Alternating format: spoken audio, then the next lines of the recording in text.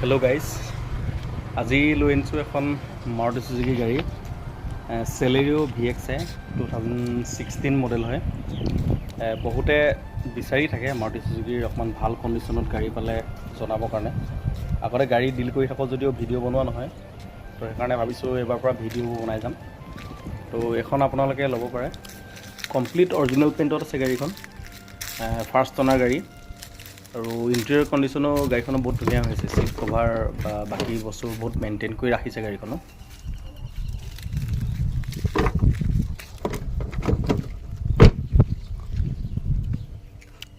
চাবিত লাগি আছে নি?